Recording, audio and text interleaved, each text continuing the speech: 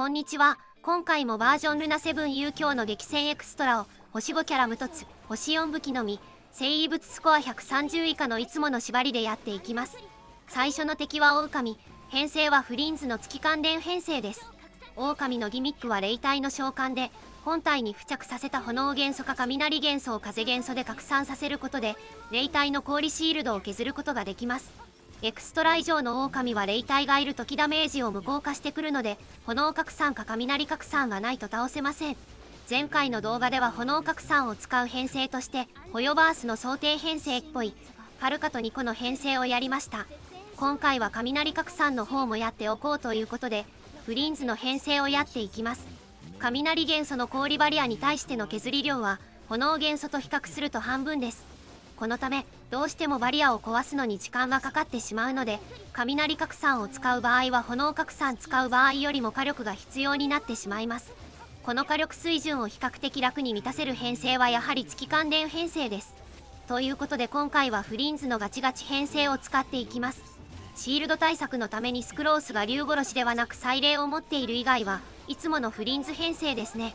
なんとなく動画と動きを合わせた時の DPS を左側に出しておきます。さすがのフリンズ編成ということで2ローテ回すとだいたい11万から12万ぐらい出ています。平チャンネルの水準では最上位クラスの火力になっていますね。最近の火力出る編成は風キャラがあまり採用されてない場合も多いんですが、この編成はもともとスクロースが入ってるので編成自体をいじらなくてもよく、結果として高い DPS を維持できていました。さてここまでファルカ、フリンズとやってきて、あと自分の環境でいけるのはコンボ頑張るマービカぐらいしか残ってない気がしています。助けてくれ。ということで最初の敵は突破です。2つ目の敵は水系タルカ、編成は定番のマービカ妖怪編成です。まあ妖怪はしないんですが、タルカは常時水付着しているのでマービカの攻撃で蒸発を容易に入れることができます。さて平チャンネルではマービカコンボから逃げ続けていましたが、そろそろコンボもちょっとやっていきたいなと思っています。今回のコンボはマービカ爆発銃撃ダッシュ銃撃ダッシュ銃撃銃撃フィニッシュです。いわゆる C2FDCD ってやつをやろうとしています。いろいろ荒いところはあるかもですが、コンボ初心者なので多めに見てください。練習している途中の自分的ポイントとして先行入力があります。マービカは銃撃の先行入力というのがあり、銃撃入力してからダッシュを入力した時、逆順、つまりダッシュ銃撃の順で発生させられる場合があります。だいたいコンボの表記は技の発生順で書かれているんですが、この仕様のせいで入力順が表記順とは違うことがあります。他にも通常2回押して銃撃を維持するテクニックとかダッシュのクールタイムとかもあり、正直意味不明です。なんでこのキャラこんなことになってるんですか？白年さん説明してください。ちなみに蒸発が常に入る水元素生物に対しては CDCCDCCFDCCDCCDCC の方が良いらしいです。本当に勘弁してください。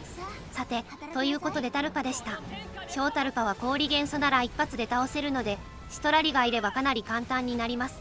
白年の耐性ダウンも炎元素との反応が不要なのでありがたいです。 DPS は水付着してる想定で2ローテで7万弱ぐらいでした。今回の編成では絵巻を採用しませんでしたが、ベネットが絵巻を持ったり、イアンサと貫突ベネットで炎側に絵巻を入れたりもできます。ということでタルカ突破。最後の敵は海岸せし者、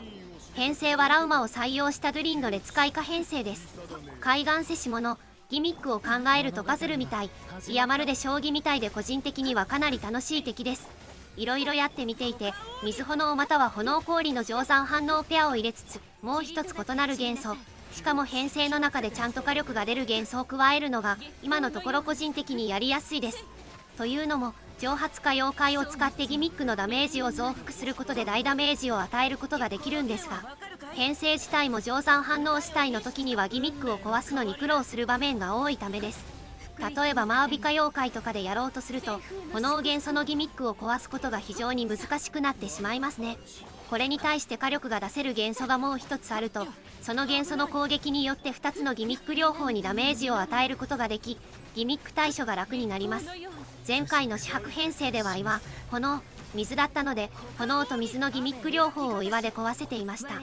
今回の編成は草、炎、水で草で両方のギミックを壊すことができます。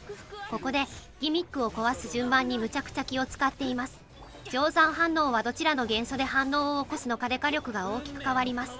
今回の編成では炎付着しているところに水を当てて蒸発を起こす方が水付着しているところに炎を当てるよりも大きなダメージを出せます。